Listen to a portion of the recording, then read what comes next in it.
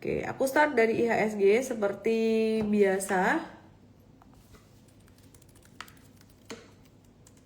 Seperti biasa aku start dari IHSG. IHSG-nya masih sideways aja.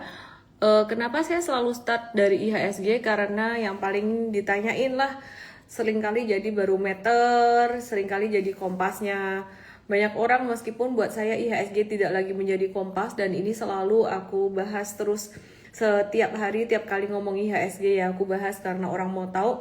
Karena pergerakan IHSG banyak di drive oleh saham-saham yang gak liquid ya, jadi aku nggak pakai IHSG, tapi langsung lihat saham per saham. Kalau aku mau lihat kondisi market secara garis besar, aku akan lihat saham-saham big banks, kayak. Nah, hari ini IHSG turun 1,04%. Ini koreksinya didorong dari saham-saham metals. Hari ini saham-saham metals seperti contohnya Harum itu turun 7,72%, dan kemarin memang kita juga udah bilang jangan dikejar di atas ya, jangan dikejar di pucukan karena udah nanggung. Jadi sebenarnya potensinya tuh kemarin kayak gini terus baru turun, tapi hari ini udah turun duluan. Intinya M-Trade sih nggak ngejar di atas, M-Trade dapatnya di bawah-bawah, sehingga aku coba buka di member area M-Trade, Trading Ideas, saham Indonesia, beli, hold, jual ya. Kita lihat jual Harum, jangka menengah setengah 12 tadi profit taking 11-13%. Di ya 11-13%, review buy-nya 9 Februari pas di bawah banget. Nah, inilah mengapa kita selalu bilang beli saham jangan pas dia naik atau pas dipucukan. Aku kembali mengingatkan lagi, ini saham yang rame banget belakangan ini, bahkan BP tuh hari ini top transaction 1,6 T. Kalau kalian nanya arahnya bagaimana, kemungkinan begini, tapi kita nggak akan ngejar di atas gitu loh. Dimana ini di atas itu apakah akan jadi pucuk atau enggak, kan kita nggak tahu ya. Tapi saya nggak mau, jadi maunya gimana? Maunya belinya pas dibelokan kayak gini. Ini metode super trader kita, belokan bukan pas di bawah tapi pas mulai belok naik.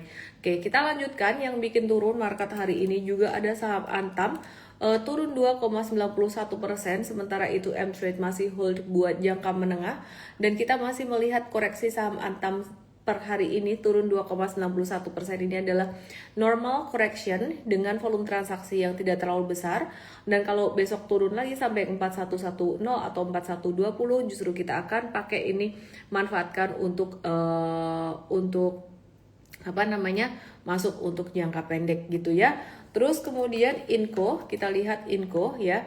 Jadi kita perhatikan untuk saham Inco ini juga sama, kemarin udah sempat breakout tapi hari ini ada retracement. Kita masih melihat Inco ini normal retracement, tapi kayaknya udah ketinggian kalau masuk di atas, jadi wait and see atau hati-hati dulu. Dan nanti masih ada banyak saham yang saya akan bahas, ada MDKA, terus saham-saham waste to energy kita akan bahas juga kabarnya bagaimana, Oasa Toba, MHKI dan kawan-kawan.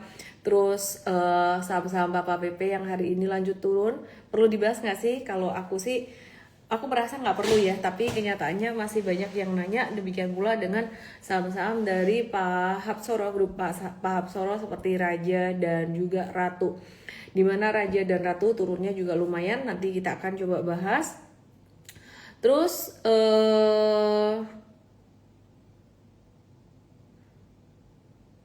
seperti biasa aku mau ada update sedikit dari global, tapi malam hari ini globalnya nggak banyak ya. Mungkin lebih ke update dari dalam negeri, sentimen dari dalam negeri gitu. Nah, jadi dari global kita tuh lagi nunggu perundingan nuklir Amerika dan Iran. Kondisi geopolitik ya, ada resiko ketegangan geopolitik di Amerika dan Iran meningkat, sehingga ini memang masih berpotensi mendorong harga minyak ya. Harga minyak masih berpotensi naik. Nanti kita akan lihat chartnya bagaimana. Cuman ada sentimen negatif buat harga minyak. Jadi kemarin Amerika kan ada potensi mau menambah pasokan minyak dari Venezuela. Tapi ini dari Arab Saudi juga ada sentimen negatif di mana akan ada kekhawatiran oversupply. Jadi Arab Saudi itu menuju ekspor tertinggi dalam 3 tahun, sedangkan Iran meningkatkan pengiriman minyak gitu. Jadi pasokannya justru malah bertambah. Jadi Irak, Kuwait, UAE itu menambah supply hampir 600.000 barrel per hari. Jadi artinya pasokan justru malah bertambah. Nah, selama belum ada gangguan fisik yang nyata pada supply, harga tuh cenderung bergerak ya sideways, masih menguat karena kondisi ketegangan geopolitik. Tapi sekali lagi ada lampu kuning untuk harga minyak dari oversupply dari Arab Saudi yang ekspornya menuju ke tertinggi hampir 3 tahun, dan Amerika yang berpotensi menambah pasokan minyak dari berpotensi menambah produksi minyak dari pasokannya dari cadangan dari Venezuela. Mari kita lihat sebentar harga minyak bagaimana kabarnya, yang kita masih update terus. Hari ini harga minyaknya ada koreksi ya, turun masih normal. Kalau aku pasin di sini, ini pas banget di area supportnya. Sementara sih masih belum ada downtrend gimana. Ini turunnya masih normal. Nah, dia turun nggak normal itu jika dia jatuh di bawah garis ini. Jadi jika dia turun di bawah garis ini di 69,55 ini, turun di bawah ini. Nah, ini dia jadi enggak normal gitu. Artinya kalau enggak normal itu gimana? Ya berpotensi breakdown gitu ya, berpotensi untuk melemah trennya gitu. Dan metode super trader dia masuk jadi fase keempat kalau jatuh di bawah garis merah ini. Jadi sekarang masih oke, masih just normal correction aja. Dan bagaimana kabarnya saham-saham minyak? Seperti contohnya Medco yang kita sempat bahas beberapa hari yang lalu, ya ini masih normal aja. Dan kalau koreksinya sampai 1.600 atau 1.580, selama tidak ada volume transaksi yang besar, itu masih oke aja berarti ya. Jadi turunnya masih terbilang normal gitu. Jadi kita mau lihat M-Trade di sini ada Medco, cuannya sekitar 12%-an. Untuk jangka menengah masih cuan 12%. Jadi yang heran marketnya jelek, nggak jelek kok marketnya, kita masih bisa cuan, terutama dari beberapa saham sektor komoditas yang kita memang udah bahas dalam sebulan terakhir ini. Meskipun kita nggak masuk banyak-banyak ya secara money managementnya. Oke, terus kemudian bagaimana juga dengan kabarnya saham Elsa yang kemarin juga sempat mantul. Hari ini Elsa sempat turun dikit tapi kemudian lanjut naik lagi, emang kuat banget. Cuman ini M-Trade ini sebenarnya cuma nitip sendal doang sementara dan nggak mau beli banyak-banyak, karena kalau beli banyak-banyak di sini ini riskan. Udah di atas, lagi-lagi kita kemarin belinya tuh sebenarnya nawar pas dekat support minor, support kecil ya, bukan support gede. Makanya kita money managementnya ini juga nggak mau terlalu banyak ya, ini udah agak ketinggian menurut kita, jadi nggak mau beli di atas, terlalu atas gitu. Nah terus kemudian selain itu kita lagi nge-watch saham energi nih. Sebenarnya energi ini menarik ya, dia saham kongloh. Terus kemudian ketika saham minyak yang lain itu lagi turun dan saham konglo yang lain turun, hari ini justru malah dia mantul. Jadi kita ngetes aja gitu ketika ada normal correction di sini, tapi resikonya juga masih agak tinggi di market, makanya jangan terlalu hajar-hajar beli di atas. Nah bagaimana kabarnya dengan saham-saham batu bara yang terkait juga dengan substitusi, seringkali disebut sebagai substitusi minyak? Saat ini saham-saham batubara seperti PTBA ini lagi sideways, lagi normal sideways aja. Terus kemudian kita lihat saham batubara lainnya seperti AADI yang kemarin kita juga lihat bagus, hari ini juga sideways. Hari ini banyak saham sideways ya. Ini dari satu grupnya Alamtree ini juga normal sideways per hari ini, turun tapi masih normal. Terus kemudian ADRO, Alamtree kemarin kita juga udah bahas secara fundamental dan sentimennya, ini juga masih sideways aja ya. Jadi ini masih sideways semuanya. Nah terus pemerintah ini mau menerbitkan obligasi berdenominasi yuan dan euro menyusul setelah Indonesia jual dimsum bonds atau obligasi dalam bentuk yuan ya. Jadi ada obligasi dalam bentuk USD, ada obligasi dalam bentuk yuan. Sekarang mau jual obligasi dalam bentuk euro gitu ke pasar global ya. Nah terus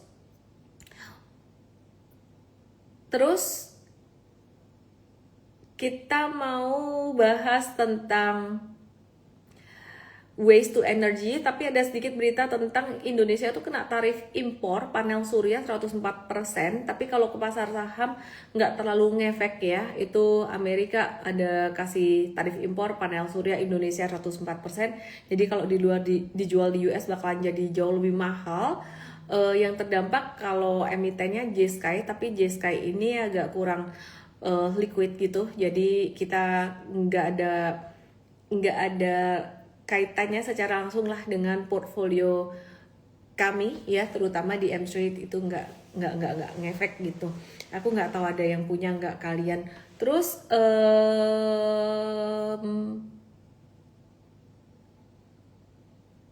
ya, jadi sejak case MSCI, terus kemudian Indonesia di downgrade outlook-nya oleh Moody's, ya ini arus modal keluar, duit keluar dari Indonesia ini udah banyak banget guys ya. Jadi aku coba kasih lihat buat kalian, perlu dikasih lihat nggak ya?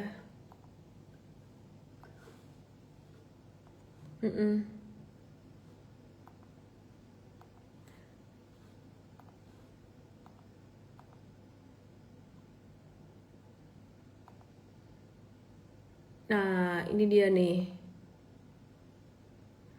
Angkanya 17,8 triliun ya. Jadi angkanya 17,8 triliun.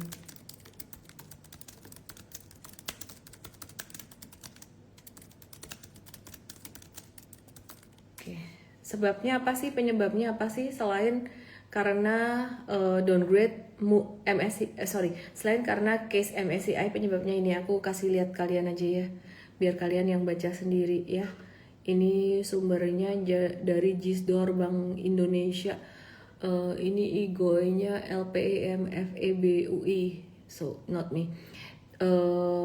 Jadi kalau kalian nanya market saat ini masih kondisinya bagaimana, kita trading untung di saham-saham komoditas, tapi aku tetap mengingatkan kondisi secara global, pandangan dari global terhadap Indonesia masih belum terlalu banyak berubah, dan kita masih nunggu nanti ada Fitch rating dan S&P rating view-nya bagaimana terhadap Indonesia ya.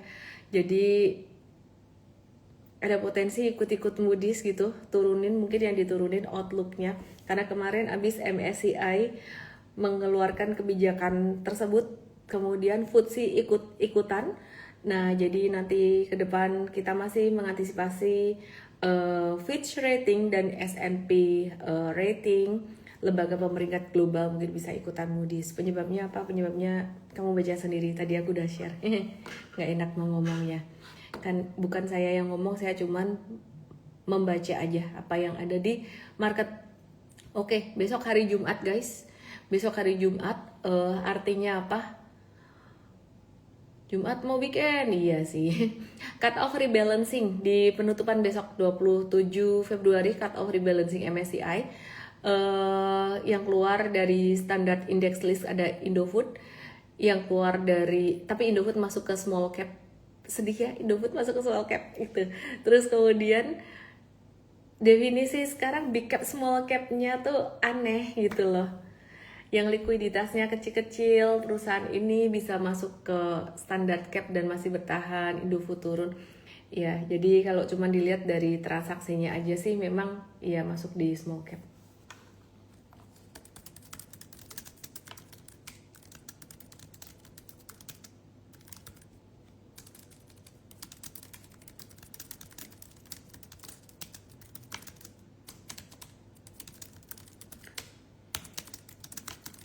Oke, terus impactnya apa? Jadi 3 saham besok berpotensi turun, tapi sebenarnya saham-saham yang lain, saham-saham Konglo itu juga udah mulai agak-agak turun beberapa hari ini.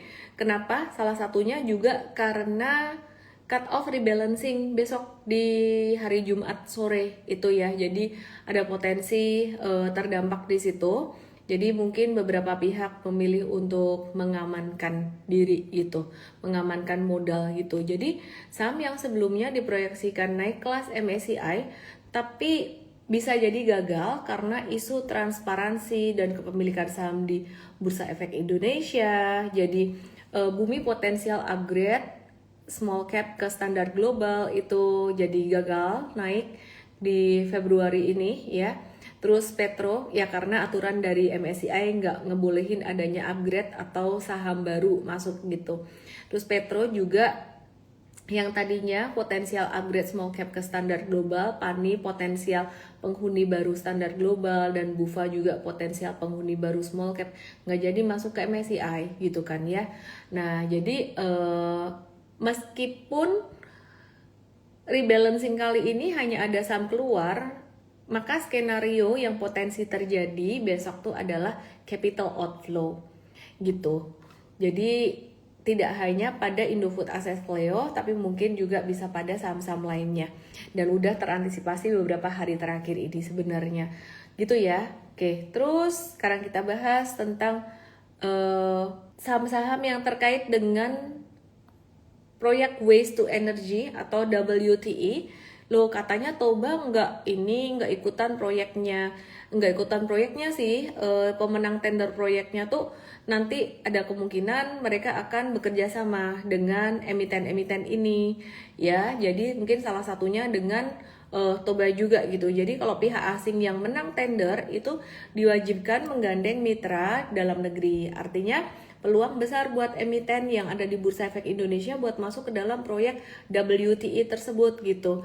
Jadi beberapa emiten yang potensial digandeng sebagai mitra oleh pemenang tender dari luar negeri. Pemenang tender luar negeri kan kemungkinan nih ada Mitsubishi, Heavy Industries, Environmental, terus ada Itochu, ada dari China dan banyak lagi ya gitu. Jadi harus kerjasama sama yang di Indo. Oke, mari kita lihat sekarang bagaimana kabarnya Toba. Nah, Toba ini M-Trade hanya berdasarkan chart atau metode super trader aja, dimana kita melihat dia ada potensi pembalikan arah dari stage 4 menuju stage 2, tapi belum breakout stage 2, dan kita melihat di sini ada pattern V-shape recovery dan potensi breakout dari level 770-nya.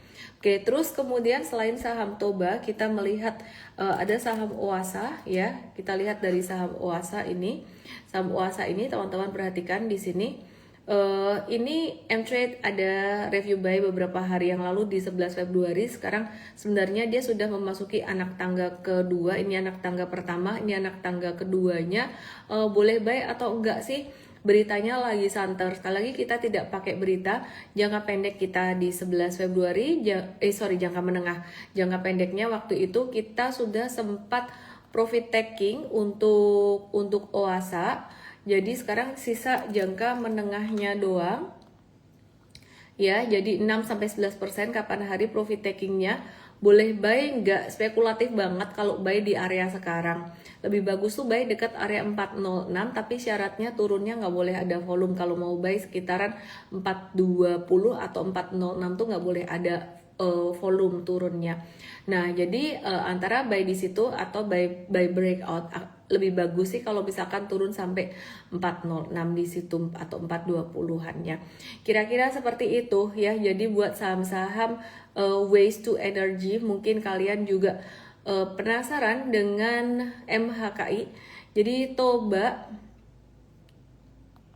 itu nggak ikut tender WTE dan Antara pasti gitu, karena perusahaan lebih fokus memperluas ekspansi limbahnya pasar internasional, tapi tidak menutup kemungkinan kalau bakalan digandeng oleh mitra, dan juga dengan Oasa yang sedang dalam fase persiapan pembangunan 2 proyek pengolahan sampah menjadi energi listrik.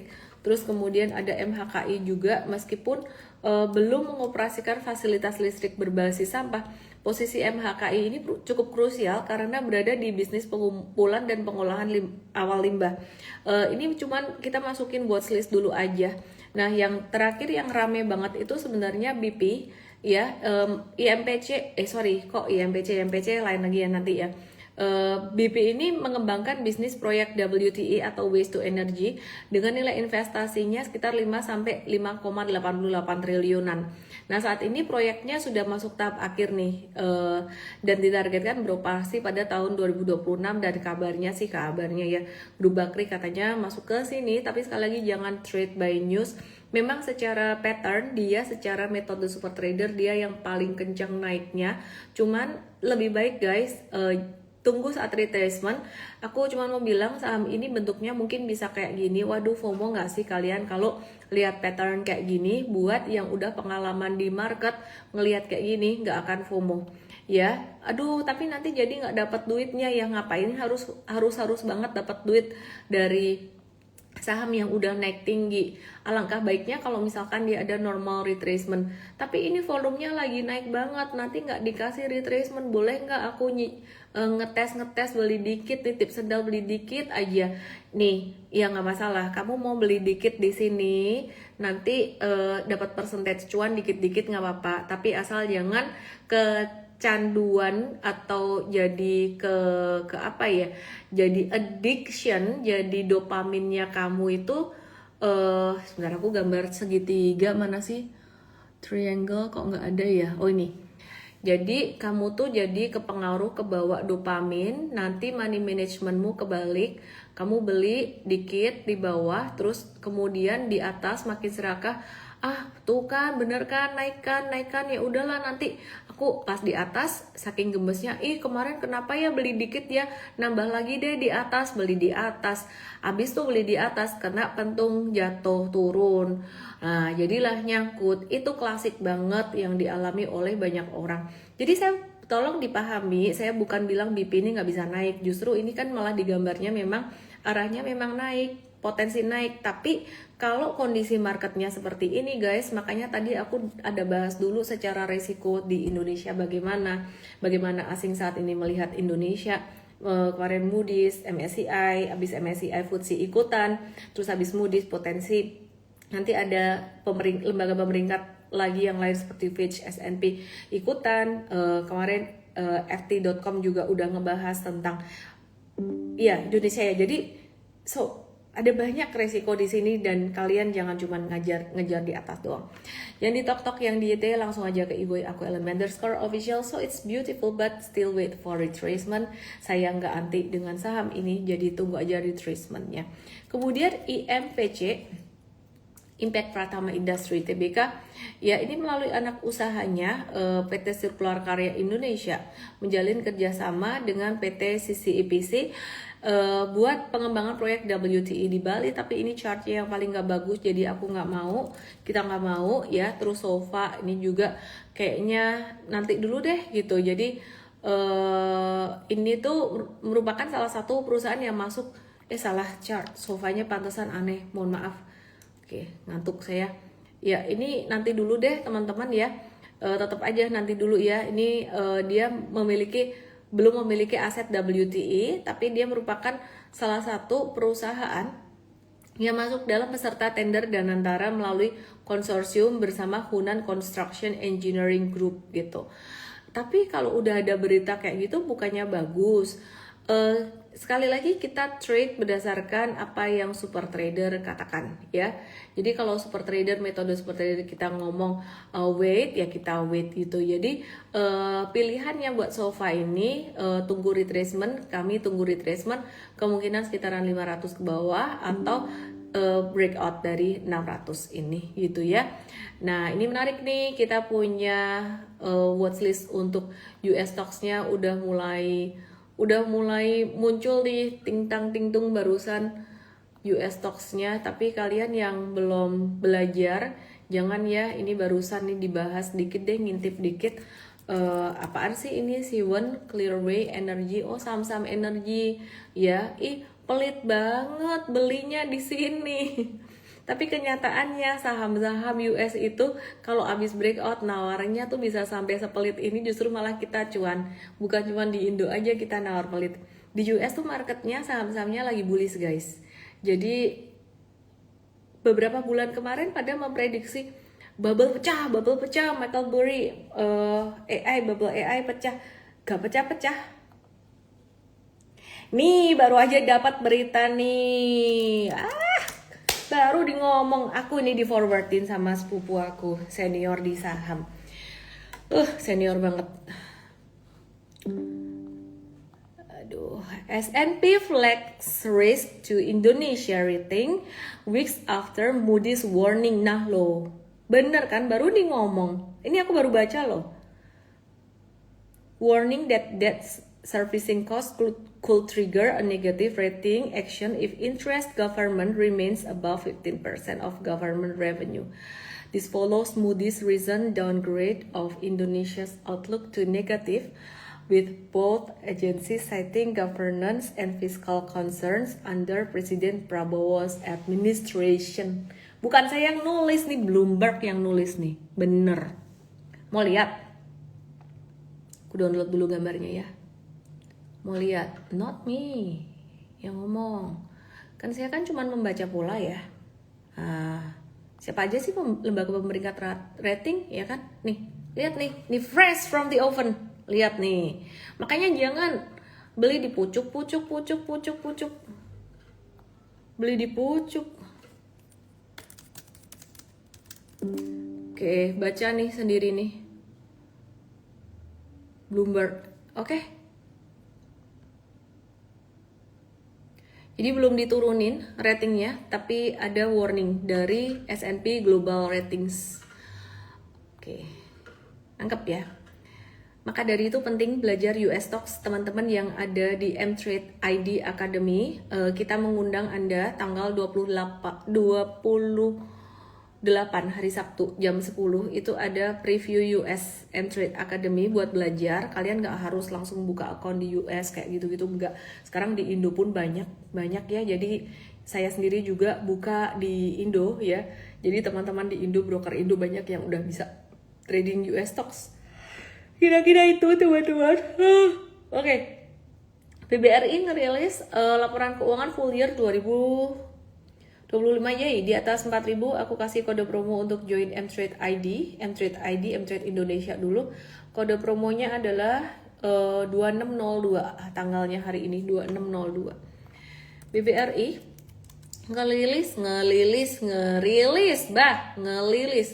laporan keuangan full year 2025. NII-nya naik 5,5% secara tahunan, laba bersihnya turun 5,5% gitu ya. Dan kreditnya tumbuh 12,5%, mampu melampaui guidance gitu. NPL-nya naik tapi ya dari 2,94 jadi 3,29%. Secara keseluruhan BRI ini masih sangat solid, tapi ada risiko dari kualitas kredit yang memburuk atau dari NPL-nya itu. Dividen juga masih besar ya, tercermin dari turunnya laba bersih, ada risiko itu tercermin dari turunnya laba bersih BRI karena CKPN-nya naik ya, CKPN-nya naik 20% secara tahunan sejalan dengan NPL-nya dia yang naik gitu. Cuman masih dalam batas yang saat ini sih masih sehat ya, semoga ke depan juga masih akan terus sehat. Nah ini arahnya bakalan kayak gini, tapi dia naiknya susah, nggak ada volumenya tinggi. Dan kalau asing masih ngelihat Indonesia berisiko kayak gitu terus, ya susah naiknya. Big Banks ini susah naiknya. Daripada saham yang terlalu besar, justru kita melihat BBTN lebih potensial, cuman timing buy-nya not now guys. M-Trade udah ada review buy di bawah ini, bank pemerintah juga, tapi ya menurut aku ini lebih ada sentimen positif dan lebih gampang gerak karena size-nya juga nggak terlalu besar. Yuk kita ke saham dari sektor batu bara. ITMG ngerilis laporan keuangan full year 2025, pendapatan turun 18%, laba bersih turun 49% karena average selling price batu bara turun 20% secara tahunan kemarin. Gitu ya.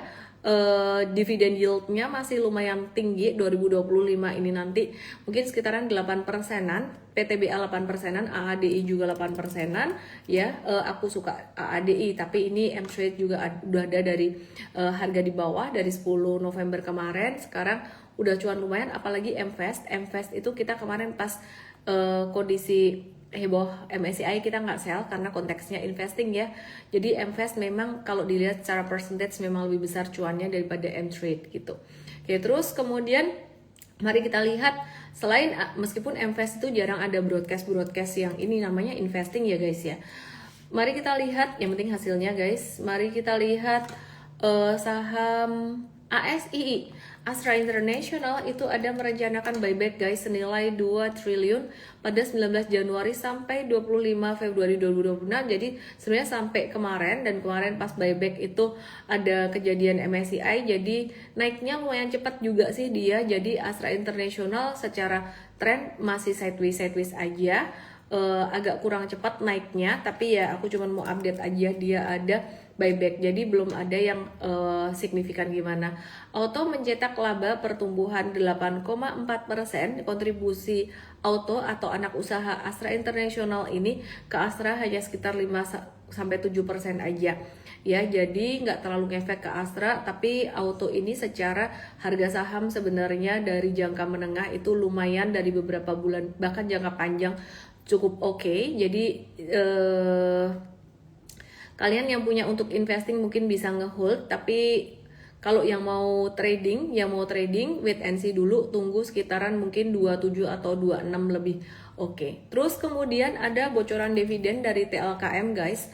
TLKM memberikan bocoran atau panduan bahwa total pembayaran dividen tahun ini akan setara tahun lalu 21 triliun. Diperkirakan dividen payout ratio-nya 91% dari total laba diperkirakan ya, dan itu naik dari tahun 2024 tuh 89% atau dari tahun lalu 89%. Jadi maka potensi yieldnya sekitar 5,3%. Yield itu adalah percentage dividen per lembar saham dibandingkan dengan harga sekarang. Istilahnya lu beli sekarang, kalau nanti bagi dividen berarti dapat return sekitar 5,3%. Ya, konteksnya investing. Kalau untuk trading ini udah agak posisi nanggung. Oke, terus kemudian kita ke saham Konglo yang jadi pertanyaan kalian. Bufa mencatatkan free float 37,65% per akhir Januari, sementara pemegang saham pengendali masih dominan di 61%. Jadi intinya Bufa ini mau bilang bahwa free floatnya aman. Cuman secara tren harga saham, secara pattern metode super trader ini ada potensi dia akan bisa turun dulu sampai sekitar 12.220-an sekitaran area ini. Jadi kita masih wait and see, kita belum mau masuk di saham Konglo yang ini sektornya kalau aku ngelihatnya lebih ke, saya lebih suka sektor komoditi saat ini.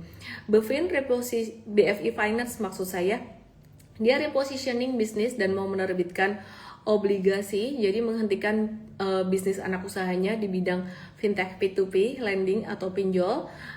Oke ya. Terus kemudian ini secara chart ada potensi untuk dia bisa lanjut menguat naik, tapi M-Trade lagi-lagi sudah buy di review buy ya, bukan buy ya. M-Trade itu penasihat investasi, bukan asset management. Jadi kalau kita bilang buy, kita bilang review buy ya. Apakah kami sendiri beli kadang enggak? Yang jelas kita ini retail remah-remah rengginang ya. Dan kalau M-Trade beli ya, saya kadang telat beli juga gitu ya. Jadi maksudnya kadang M-Trade beli duluan, saya beli belakangan, karena saya juga ngikutin signalnya M-Trade. Lu bukannya founder M-Trade, kok ngikutin signal M-Trade? Karena sistem kita sudah jalan. Jadi tidak ketergantungan pada seorang Ellen May. Oke ya? Jadi I'm very happy for that gitu. Buffin intinya sudah agak tinggi and you need to wait kalau misalkan mau masuk. Terus AMRT menanggapi isu minimarket dilarang buka gerai baru di desa ya. Please avoid dulu kalau ada punya saham ini, dan ya saya turut berempati atas kejadian ini. Aduh, gimana sih kok aku jadi ngomong gitu sih? Karena menurut aku sih gimana aku susah ngomongnya juga ya. Kasihan karyawan-karyawannya ya, semoga nggak ada PHK yang gimana. Oke, Bumi ada 2 pemegang saham besar ya. Kedatangan 2 pemegang saham besar itu Mac Energy ya, teman-teman perhatikan. Dia menguasai 45,78% dan UBS masuk 5,10%. Dan Bumi ini dalam 1 bulan terakhir seringkali mendominasi perdagangan, jadi yang nomor 1 terus. Dan Bumi per hari ini kena support sekitaran 258. Kalau besok turun, M-Trade akan ciao ya, M-Trade akan ciao. Kita ada di 11 Februari, jadi ini termasuk harga bawah, bukan yang harga di atas. Malah beberapa waktu yang lalu kita sempat profit taking 3 digit lebih dari 100% ya. Bahkan alumni kita, M-Traders kita banyak yang profit taking 190%. Kesimpulannya bagaimana? Kita melihat ini sebenarnya koreksi normal. Sektornya tuh masih menarik ya, cuman rebalancing MSCI itu sangat berpengaruh sekali. Jadi besok Bumi ada kemungkinan ya mungkin agak tertahan kenaikannya ya, mungkin slow down dikit gitu untuk jangka pendek ya. Oke. Kemudian kita mau ngintip dikit saham Amerika ya, Nvidia yang dibilang udah ini AI udah kemahalan, udah bubble. Menurut aku dia sideways, justru sidewaysnya itu sangat bagus sekali dan sangat diperlukan sekali. Dimana itu jauh lebih bagus daripada harga sahamnya naik terus. Jadi laporan keuangan Nvidia 2026 itu gimana sih? Kenapa 2026 Nvidia pakai tahun fiskal yang berbeda dari tahun kalender gitu. Nah, jadi tahun buku mereka berakhir di Januari. Jadi laporan keuangan keluar di Februari 2026. Pendapatannya guys naik 50, sorry mulut saya salah ngomong. Pendapatannya naik 65%, laba bersihnya juga naik 65%. Ini saya salah baca nggak sih ini? JSK itu ngomong-ngomong di suspend ya, sampai saya nggak ngupdate karena saya nggak pernah trading JSK yang tadi kena tarif tinggi dari Amerika ya, untuk panel surya kalau nggak salah. Oke, kita ke Nvidia ya. Ya, jadi Nvidia ini pertumbuhan pendapatan dan labanya tinggi. Menurut aku sih booming AI belum berakhir guys, dan justru malah bagus ada sideways-nya seperti ini. Jadi kita akan watch Nvidia, kebetulan dia masih sideways. Kita akan watch dekat level 170. It's very beautiful sideways. Artinya apa? Kalau kita watch dekat 170 ya, kita coba tandain di area ini. Aku kasih highlighter, aku tandain di area ini. Kalau sampai dia turun di bawah ini, berarti risikonya kecil kan kita ke area stop lossnya daripada beli di tengah-tengah. Atau kita akan beli ketika dia kalau breakout di US stocks tuh kita agak beda sama Indo stocks ya, karena kan kita bobok ya. Kalau breakout biasanya kita akan nunggu di retracement, nawar pelit.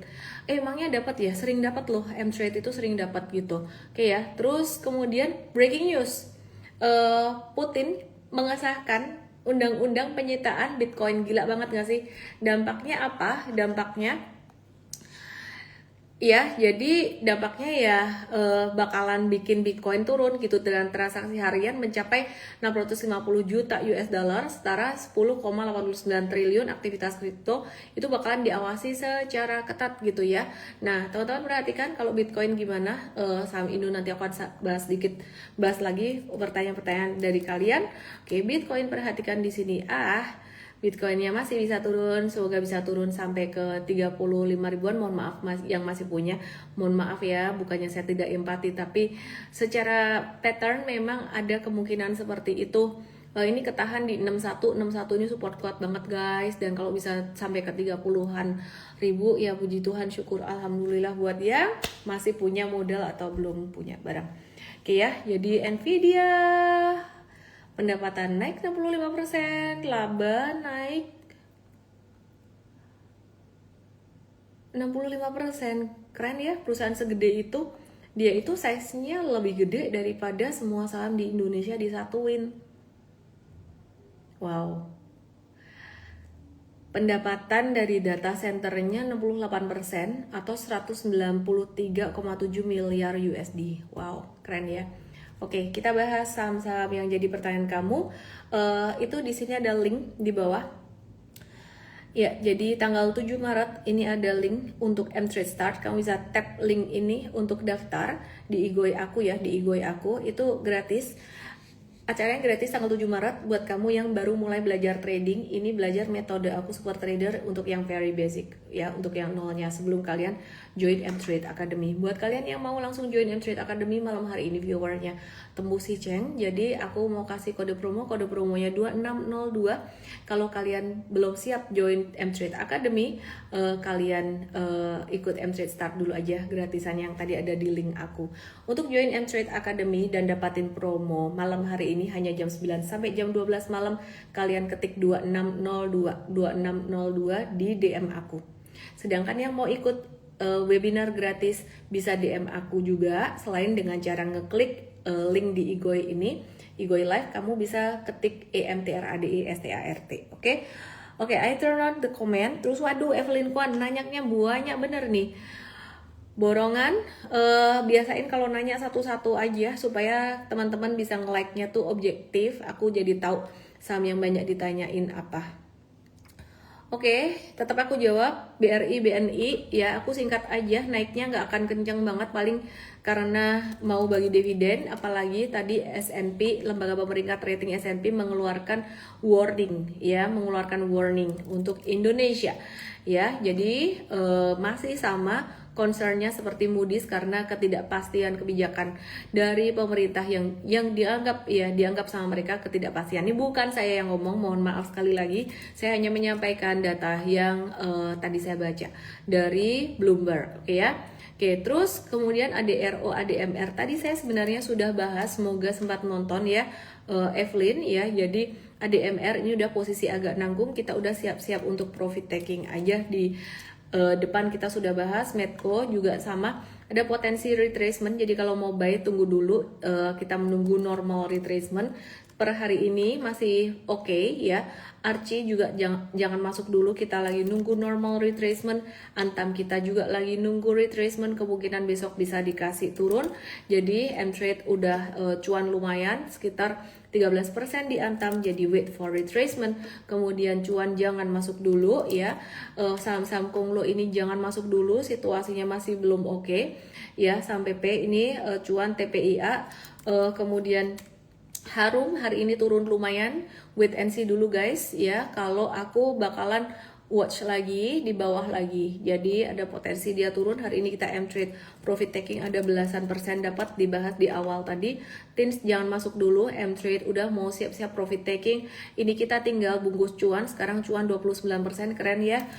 Di kondisi market kayak gini masih cuan 29%. Indika Energy hati-hati ya, hati-hati. Ini kayaknya M-Trade tadi ada sell, ini M-Trade US. Bentar, aku ke M-Trade ID.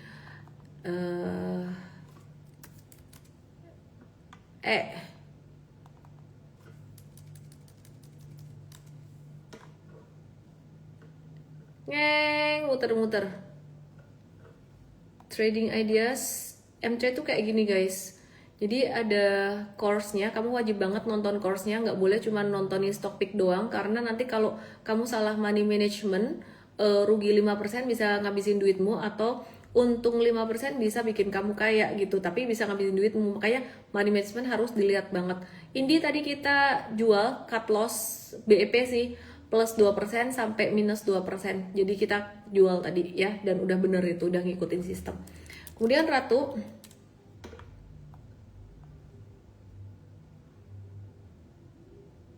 ada potensi turun, wait and see dulu. Iya, wait and see dulu ya. Bufa juga ada potensi turun juga, tadi aku udah bahas.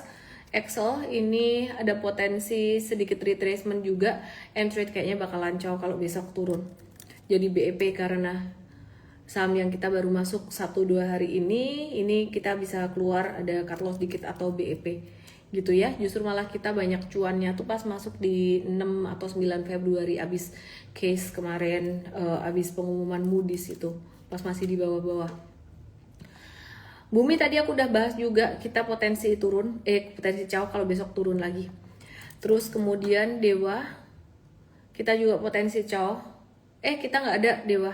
Udah itu aja yang aku bahas, udah banyak banget. Saran aku kalian harus belajar memahami sistem trading. Jangan cuma dengerin kata orang, kata si A flow begini, kata si B broker summary begini, kata si C si investor itu masuk ke saham ini. Bahaya banget guys kalau kamu cuma ngandelin itu. Jadi kamu harus tahu patternnya bagaimana ya. Kamu harus tahu patternnya gimana, mana yang lebih, nggak ada yang aman, tapi yang lebih low risk dan potensial cuan. Dan I'm very proud dengan M-Trade ya. M-Trade ini udah kerja sistem semuanya, bisa cuan MBMA, bisa cuan Harum, Antam, terus apalagi tadi ya, Tins, semuanya tuh beli di bawah gitu ya. Kita ada yang cut loss, ada yang jual BEP kayak Indi tuh tadi kita cut loss dikit, baru masuk beberapa hari ini. Kita nggak sempurna, tapi di kondisi market kayak gini masih bisa cuan 2 digit, belasan puluhan persen. Semoga bisa jadi berkat buat banyak orang, dan kalau kamu ngasih testimoni itu memberkati banyak orang juga. Kalau kamu mau bergabung dengan M-Trade, kode promonya malam hari ini 2602, DM aku 2602, kasih nama, email dan nomor WA kamu di DM aku, jangan di sini. MBMA kayaknya tadi aku udah bahas juga guys. ya. Jadi intinya 1-2 hari ini kalian mesti sabar terhadap normal retracement. Besok marketnya bisa agak-agak turun, geringgingan guys, kesemutan. Marketnya besok agak turun karena itu tadi yang aku bilang, MSCI ya rebalancing efektif besok sore, Jumat sore itu. Terus kemudian dari S&P ada ngeluarin rating dan itu matters ya. Kalau kemarin pas kejadian Moody's itu duit keluar sekitaran 7T-an kalau nggak salah itu.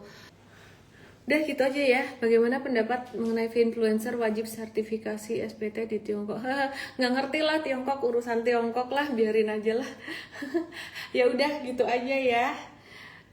BMRI, BCA sama saham-saham big banks seperti yang aku bilang di awal, masih agak susah naik. Kalau BMRI dan BRI itu naik karena mau ada bagi dividen gede gitu. Jadi masih agak susah naik, bukan karena perusahaan-perusahaan ini jelek, enggak guys. Itu semua bagus perusahaan ini, tapi ya mau membuat harga saham yang size-nya gede naik itu bayarnya kan mesti demand-nya juga gede ya. Nah, demand-nya tuh dari asing biasa, dan asingnya lagi ngasih view kayak Moody's dan S&P itu tadi. Nanti aku share di Igoy channel aku ya, berita yang terbarunya. Selamat malam, dadah. MBMA, penasaran banget MBMA, pada bingung MBMA ya saya. Oke, MBMA di M-Trade ya. MBMA ini normal correction guys. Dan per hari ini masih normal correction. Untuk jangka menengahnya kita masih ngehold ya. Jangka pendeknya kita udah profit taking. Jadi kalau kamu memang galau banget, takut cuannya kegerus, kamu boleh profit taking sebagian loh buat jangka pendek. Dimana jangka menengah itu memang butuh faith itu butuh conviction, keyakinan akan sistem kita. Jadi teman-teman kalau mau ngehold jangka menengah, kamu harus ngerti sistem super trader tuh flow-nya gimana. Gitu aja ya dari saya, Ellen May. Semoga bermanfaat, dan jangan lupa follow IG saya @ellenmay_official, mtrade_id, dan mtrade.us. Dadah, one an.